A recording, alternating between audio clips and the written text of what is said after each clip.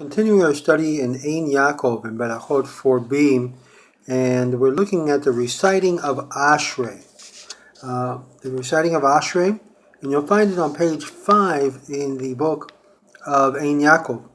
And we're looking at Rabbi Eliezer ben Avina said, whoever recites Tehillah David, a praise of David, which is Psalms 145, Tehillim 145, 3 times a day, can be confident that he's destined for the world to come.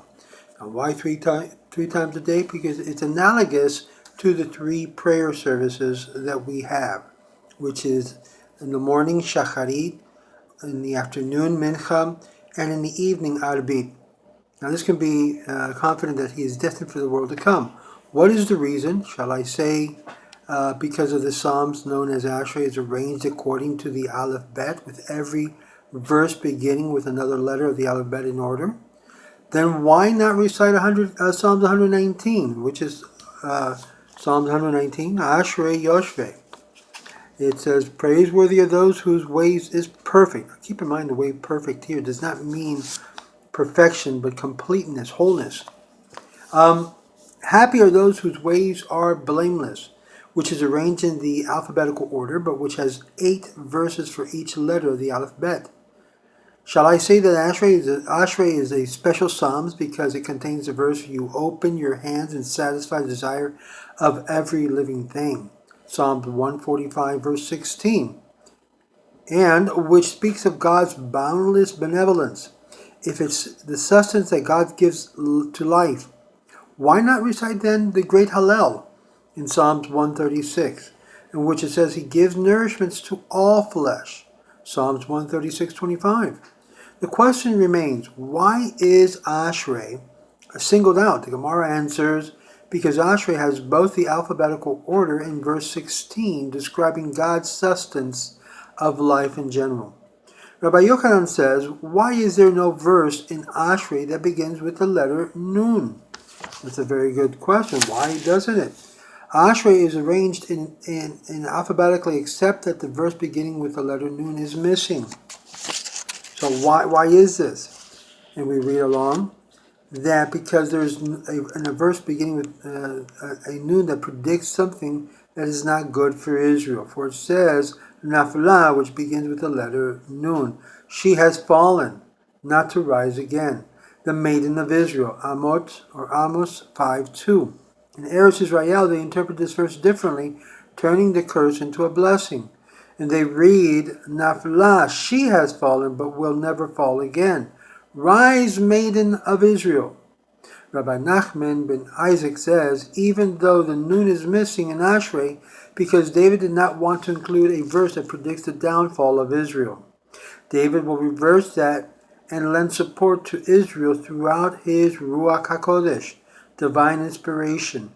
Because the next verse reads in Ashrei, God supports all that fallen, Nofelim, Psalms 145:14. It would be proper to read the Psalms that is referred to in Yacov, so you have an idea of its message. A Psalms of praise by David. I will exalt you, my God, the King. I will bless your name forever and ever. Every day I will bless you, and I will laud your name forever and ever.